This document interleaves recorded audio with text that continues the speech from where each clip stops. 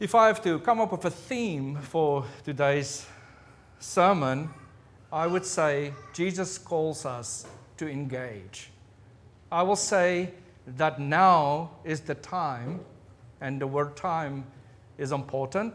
Now is the time for us to engage. In this parable, Jesus invites us to contemplate how we practice neighborly love, especially from an economic perspective. And we do so in the midst of structures that is unjust. In Luke, in the whole of the gospel, the joy of the gospel is the joy of God's healing of relationships, all relationships, including economic relationships. And that is a very, very difficult concept for us as Western Christians to understand, because we like to divide our lives into certain parts, and very few of us would think or contemplate that our money, what we think we owe, actually is not ours.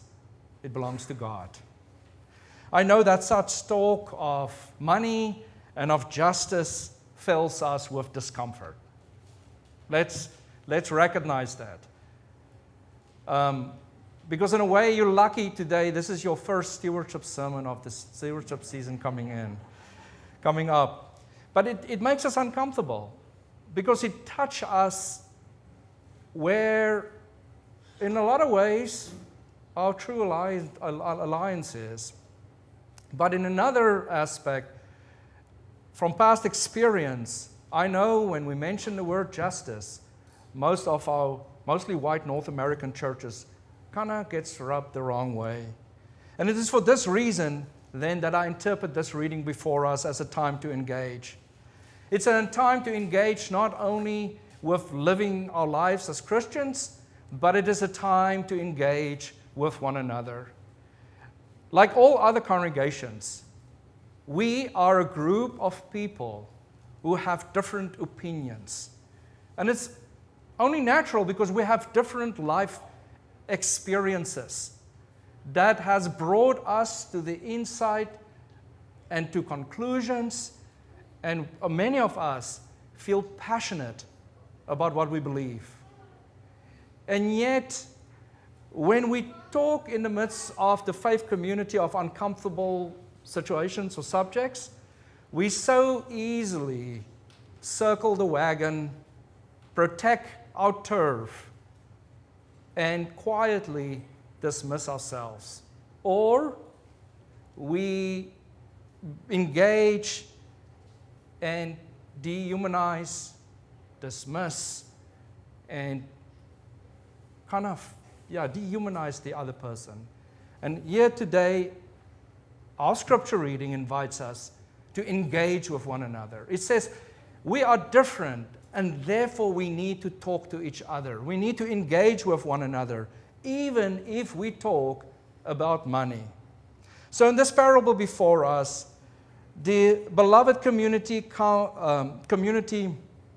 actually comes about through justice and mercy, as the manager alters the bills of those who owe the master money, thus trying to earn the good graces of the debtors.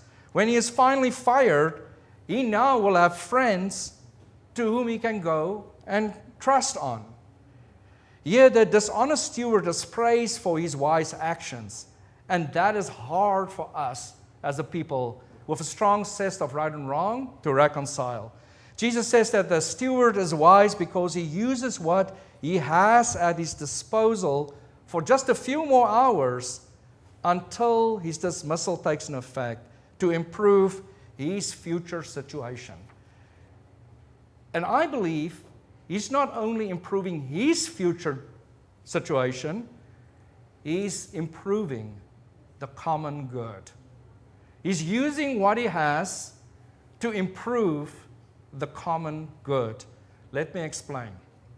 This then, let's face it, is against our moral judgment, as we want to jump to the conclusion that being faithful to what is another's means being faithful to what belonged to the rich landlord, including the interest that was charged.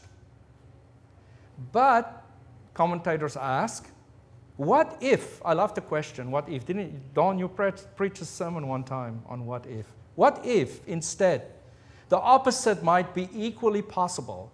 That Jesus might be talking about being faithful to what rightfully belonged to the peasants who were being disinherited from their land.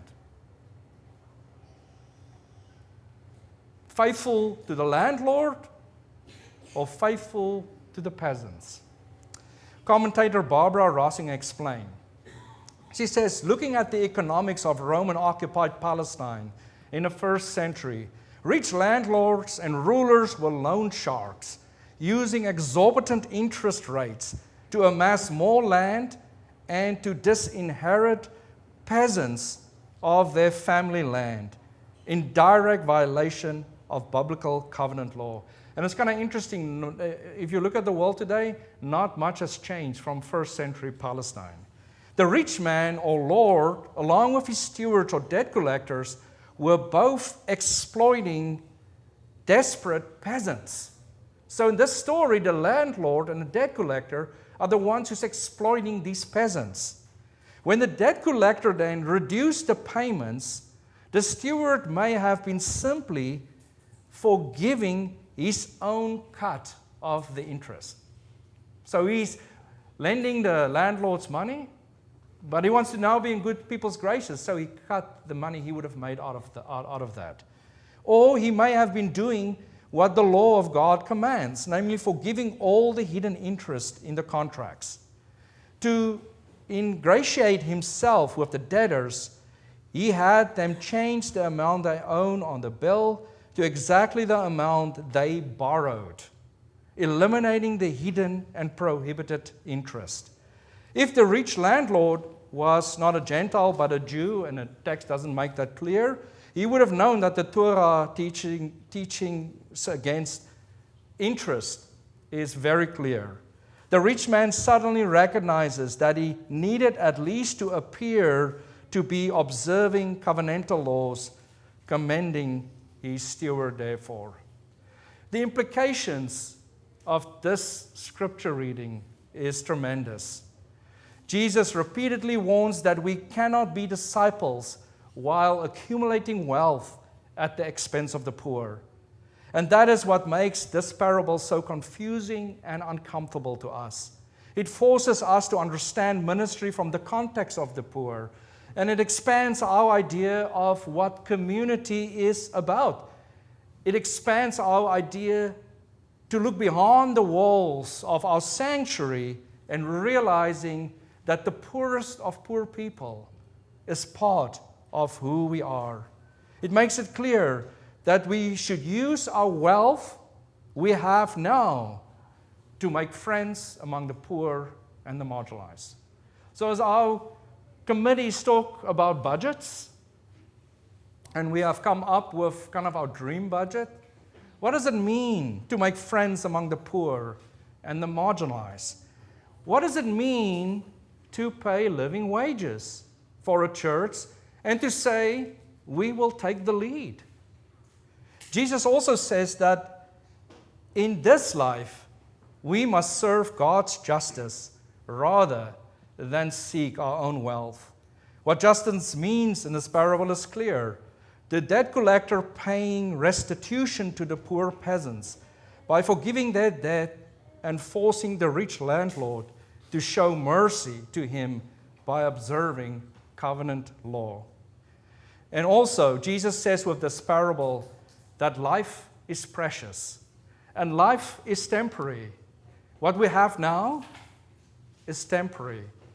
But who we are in God and what we have in community, that is eternal. So I want to bring two conversations from headlines into this conversation today. One is, This past week in San Antonio Express news is that San Antonians basically are slipping further and further away into poverty. Another is the Bill Gates Foundation, Bill and Melinda Gates Foundation. Once a year, they release a report of where we are with the United Nations Developmental Goals for 2030. We're halfway through, and we're slipping further and further away from attaining that goal. Although we're doing better, we're not doing good enough. And the biggest factors is COVID and the war in Ukraine. Also, when I think about this scripture reading, I'm thinking about paying reparations. What does it mean for a church like ours to actually contemplate and think, what will it take from us to pay reparations to the indigenous communities and people of color, especially Black African American communities, to pay reparations? Our denomination, I've heard this fact over the summer, our denomination, the Presbyterian Church USA, was the biggest slave-owning denomination in our nation during the years of slavery.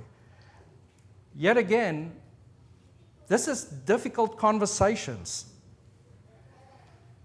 All right, now I'm going to make a shift, and I want you to stay with me. Another realization I came to, and this was all over the news, is that Christianity is shrinking. Did you all see that? The statistic shows, like us, we are Christians, we're shrinking. And I want to disagree with that report, because I believe Christianity might be shrinking, but true followers of Jesus of Nazareth is on the rise. And why I say that is that there are churches like University Presbyterian Church that is aiming, and that's our desire, to live the life that Jesus of Nazareth showed us how to live a life as people of faith. That means the things I've mentioned this morning, praying reparations. Think of study debt, forgiving students study debt. These things and so much more, these are very, very hard and difficult conversations. What does it take in this economy we see it slipping, and yet we want to pay our staff, we want to increase their wages? That's hard. And yet, this is the conversation we need to engage, and this is communities that inspire. Therefore, I say we have an opportunity before us as a congregation, not to shy away because we have different opinions. We have opportunity to say, because we have different opinions, we're going to talk to each other in civility, in respect, with generosity, and with love. That is a growing church that attracts people. And these are the communities of faith people are flocking to, because we as a people want to live a different life. And there's an example of that different life, and he's called Jesus of Nazareth. Let us follow his example. Let us grab people's attention, the imaginations, by the way each one of us live our lives. I now invite you into a time of confession.